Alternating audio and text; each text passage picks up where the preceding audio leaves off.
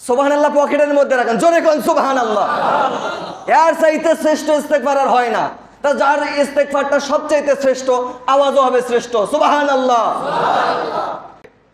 পৃথিবীর বুকে আল্লাহ রাব্বুল আলামিন মানুষদেরকে, যে গুনাহগার মানুষদেরকে আল্লাহ পাক পাঠাইছেন, আমরা গুনাহ করি, এই গুনাহগার মানুষেরা, এই গুনাহগার উম্মতেরা, এই গুনাহগার বান্দারা যদি একটা আমল করতে পারে, এই আমলটাই হবে সবচাইতে শ্রেষ্ঠ ইস্তেগফার, সুবহানাল্লাহ। পৃথিবীর বুকে যত ইস্তেগফার আছে, এই ইস্তেগফারগুলোর মধ্যে একটা ইস্তেগফার হচ্ছে সবচাইতে শ্রেষ্ঠ, এর উপরে আর ইস্তেগফার হয় না। আর এই ইস্তেগফারের ফজিলত কি জানেন? কোন ব্যক্তি যদি সকালবেলা এই ইস্তেগফারটা পাঠ করে, এটা বলে শেষ করে দিচ্ছি, সকালবেলা যদি কেউ ইস্তেগফার পাঠ করে এটা, তাহলে এই ব্যক্তিটা সকাল থেকে নিয়ে সন্ধ্যা পর্যন্ত এর মধ্যেই যদি মারা যায়, সাথে সাথে সেই ব্যক্তি জান্নাতি, সুবহানাল্লাহ। আর যদি সন্ধ্যার সময় পড়ে, সন্ধ্যার সময় থেকে নিয়ে আবার এই ফজর পর্যন্ত এই সময়ের মধ্যে মারা গেলে সেই ব্যক্তি জান্নাতি, সুবহানাল্লাহ। সুবহানাল্লাহ পকেটের মধ্যে রাখেন, জোরে কোন সুবহানাল্লাহ। এর চাইতে শ্রেষ্ঠ ইস্তেগফার আর হয় না। তা যার ইস্তেগফারটা সবচাইতে শ্রেষ্ঠ, আওয়াজও হবে শ্রেষ্ঠ, সুবহানাল্লাহ। এমন মুসল্লি হওয়া যাবে না যে আপনাদেরকে বারবার বলতে হয়, টেলা দিয়ে বলতে হয় যে বলেন সুবহানাল্লাহ, বলেন সুবহানাল্লাহ।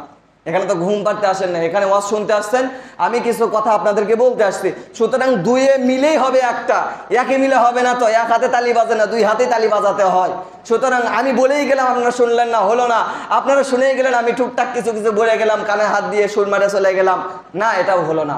হক আছে, প্রত্যেকটা জিনিসের একটা হক আছে।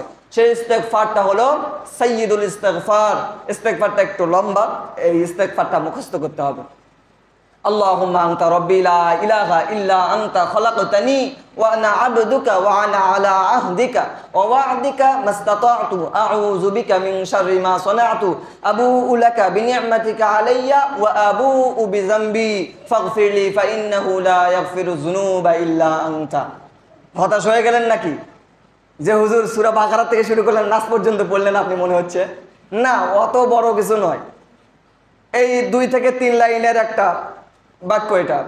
এই ছোট্ট ইস্তেগফারটা আপনি মোবাইলে ডাউনলোড করেও আপনি শুনতে পারেন, শুনে শুনে মুখস্থ করতে পারবেন। তো ডিজিটাল প্রযুক্তি থাকতে আপনি ডিজিটাল ভাবে মুখস্থ করতে পারবেন না কি জন্য? আপনি মোবাইলে শুনে হলেও, পিকচার ডাউনলোড করে হলেও, নুরানি একটা হাদিস শরীফের বই আছে, সেখানে ওই বইটার মধ্যেও লেখা থাকে, বিভিন্ন জায়গায় লেখা থাকে। এই ইস্তেগফারটা আল্লাহ তাআলা আমাদের সকলকে আমল করার এবং মুখস্থ করে প্রতিদিন সকালবেলা এবং প্রতিদিন সন্ধ্যাবেলা একবার করে পাঠ করার, এবং ফুল টাইম ওয়ার্ক আমাদেরকে মা বাবার সেবা যত্ন করার, এবং ওয়ান টাইম ওয়ার্ক আল্লাহ তাআলা আমাদেরকে যে কোনো একটা সময় 100 বার করে দরুদ পাঠ করার সুযোগ এবং তৌফিক আল্লাহ দান করুন। সকলে বলি আল্লাহুম্মা আমিন।